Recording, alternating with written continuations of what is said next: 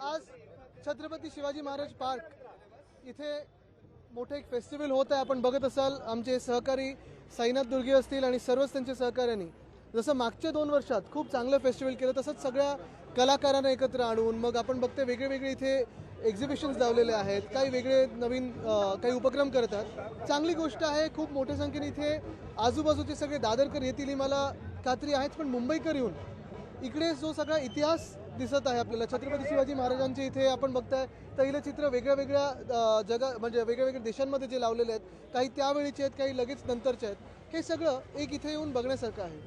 आदित्य जी हिंदी में जानना चाहेंगे आज मराठीत सांगा सर विधान परिषद ही दादागिरी चालली आहे बघा. नाही विधान परिषद हिंदी में वही आहे. विधान परिषद निवडणुकीचे निकाल समोर आलेले आहेत आणि ज्या प्रकारे शुभांगी पाटील यांचा जवळपास प्रभाव आपल्या तुम्ही सपोर्ट केला होता आणि नाही ठीक आहे. हे निवडणूक असते. आपण एक बघत असाल की इतर ठिकाणी महाविकास आघाडीला पुढे एक चांगली यश मिळालेलं आहे आणि महत्त्वाची गोष्ट म्हणजे हीच असेल की आम्ही तर सतत हेच बोलतोय की मुंबई महानगरपालिका असेल, इतर महानगरपालिका असेल किंवा राज्याच्या जे निवडणुका आहेत मग 40 गद्दारांच्या मतदारसंघांमध्ये असेल ती लवकरात लवकर लावावी. नागपूर आणि अमरावतीमध्ये भाजपचे उमेदवार सध्या आमदार होते परंतु त्यांचा पराभव होताना दिसून येते. त्याकडे हेच मी सांगतो आणि महाविकास आघाडीची जी ताकद आहे ती दिसून येते. त्याचं कसबानी पुण्याची थांबा सगळ्या निवडणुकींवर नको बोलू. थोडं सोडं.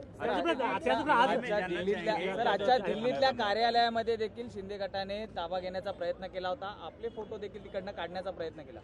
आता मुख्य गोष्ट हीच आहे की जर त्यांच्यात हिंमत असेल ह्या सगळ्या गोष्टी सोडून निवडणुकीला सामोरी यावं हेच मी सतत बोलत आहे. ती हिंमत कुठेही दिसत नाहीये.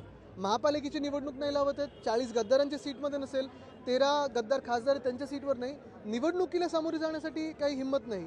पण काहीतरी छोटी इथे तिथे दादागिरी करण्याचा प्रयत्न असतो ते जाऊ दे, त्याच्याकडे लक्ष नका. महापालिकेचं बजेट सादर होत आहे परंतु आता अनिल परब यांनी मागणी केली की हे हंगामी बजेट सादर व्हावं कारण ज्या प्रकारे सत्ता तिथं नाही आहे त्यामुळं नक्कीच एक लोकप्रतिनिधी म्हणून असेल, एक मुंबईकर म्हणून असेल, हे मला वाटतच आहे आणि प्रत्येक मुंबईकराला वाटत असेल की मुंबईकरांचा जो तिथे हक्काचा पैसा आहे, मुंबईकरांसाठी वापरण्यात जाणारा जो पैसा आहे त्याच्यावर अधिकार मुंबईने निवडून दिलेल्या लोकप्रतिनिधींचा असतो. जर आपण बघितलं तर आता जे परिस्थिती आहे मग मध्यंतरी मी रस्त्यांचा घोटाळा देखील तुमच्या समोर आणला असेल. अनेक अजून वेगळे घोटाळे 2-4 माझ्या हातात आले त्याच्यावर पण लवकर बोलणारच आहे. पण एक महत्त्वाची गोष्ट हीच राहते की उद्याचं जे बजेट असणार आहे मुंबई महानगरपालिकेचं तिथे प्रशासकांनी फक्त आणि फक्त ज्या काही एस्टॅब्लिशमेंट कॉस्ट असतात, आस्थापनाच्या ज्या काही कॉस्ट असतात मग त्याच्यात पगार असतील, पेन्शन असतील ह्या द्याव्यात आणि दुसरं म्हणजे जे ऑनगोईंग प्रोजेक्ट्स आहेत, जे चालू प्रोजेक्ट्स आहेत त्यांच्यासाठी लागणारं फंडिंग आहे ते द्यावं. त्यांनी राजकीय कुठचाही रोल घेऊ नये किंवा त्यांनी राजकारणी बनू नये, त्यांनी कुठचाही लोकप्रतिनिधी म्हणून स्वतःच्या मनात विचार आणू नये. नवीन प्रोजेक्टसाठी किंवा नवीन कुठच्याही मोठ्या प्रोजेक्टसाठी त्यांनी पैसा इथे देऊ शकत नाहीत कारण तो त्यांचा अधिकार नाही. जर तसं केलं तर हे समजायला मला वाटतं कमी पडू आपण की आपल्या राज्यात, आपल्या देशात आणि आपल्या मुंबईमध्ये लोकशाही आहे की नाही हा विचार आता मनात येईल. कारण जसं एक आपण बघताय की महापालिकेत जसं एक हुकुमशाहीचं वातावरण आहे या राज्यात देखील तसंच सुरू आहे. महत्त्वाची गोष्ट हीच राहते की आपल्या मुंबईमध्ये जी जगभरात तुम्ही ओळखली जाते मुंबई म्हणून, आपण सगळे मुंबईकर म्हणून ओळखले जातो, त्या मुंबईची ओळख आता अशी होत चालली की इथे 1 वर्ष महानगरपालिकेत कुठचंही कोणाची सत्ता नसताना प्रशासक आणि जे काही प्रशासन आहे ते अंधाधुंद कारभार चालवत आहे आणि मुंबईकरांचा पैसा ह्याचा चुराडा करत आहे. ईडीच्या कारवाया अजून देखील थांबलेल्या आहेत. सर ईडीच्या कारवाया या देखील अजून सुरूच आहेत. बिल्कुल हम यही मांग कर रहे हैं और मुझे लगता है सभी मुंबईकरों ने यही मांग करनी चाहिए, सभी पार्टियों ने ये मांग करनी चाहिए. ये लोकतंत्र के हित में होगा कि जो बीएमसी का बजट है उसे अगर आप देखें तो सिर्फ एस्टैब्लिशमेंट कॉस्ट और ऑनगोइंग प्रोजेक्ट इस दौर पे पेश किया जाए. जो प्रशासक है या जो प्रशासन है वो ये न समझे कि वो लोक प्रतिनिधि बन गए हैं क्योंकि वो अधिकार उनका नहीं है. जो चुन के आते हैं उनको ही वो अधिकार होता है. पूरा बजट जो होता है वो स्टैंडिंग कमेटी हो या फिर जनरल बॉडी हो इसके थ्रू ही मंजूर होना चाहिए. वही एक सही तरीका रहेगा. सर पक्षातील गुप्तता ठेवण्यासाठी आयफोन वापरायला हवेत असं अंबादास दानवे म्हणतात. If you were present in my earlier press conferences about roads also, I have questioned the scale of the roads that have been taken up. 6,500 crores, 400 kilometers. Is it possible in a city like Mumbai? 2, is there a scam? Because when I raised the question, the BMC has given tenders at unilateral bids, I mean at par rates unilaterally without any negotiation, which also means that they have saved 400 crores when I raised the issue. And the third, exactly 5 companies have got 1 packet each. Is this cartelization? These are some of the pertinent questions, and the point really is, does the administrator take over the role of elected representatives. Is it fair in a democracy? Is it moral in a democracy? Are we a democracy anymore, or have we left that behind? Sir पक्षातील अनेक गोष्टींची गुप्तता ठेवण्यासाठी हम यांचा एक होऊ दे. कल जो एक बजट पेश किया गया महाराष्ट्र और मुंबई को खासकर कुछ भी नहीं मिला, क्या कहना चाहेंगे? कल ये मैंने कहा था कि अगर आप देखें तो पूरा बजट में सुधरा था. जैसे गुजरात को एक थैंक्स गिविंग की गिफ्ट मिली है, वहाँ हमारे यहाँ से जो चुरा के गया हुआ गिफ्ट सेंटर हो, फिर फाइनेंशियल सेंटर हो, या फिर अभी कोई डायमंड लैब आ रही है सूरत में.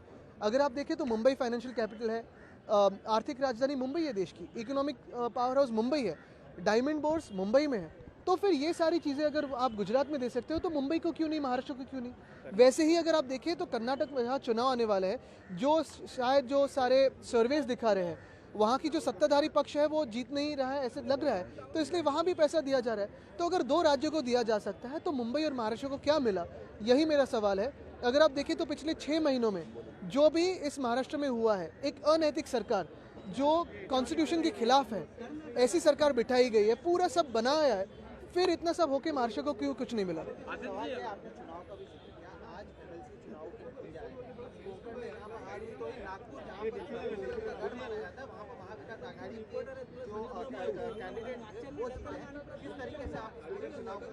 चुनाव होता है, हार जीत तो होती, लेकिन इतनी हिम्मत होनी चाहिए चुनाव लेने की.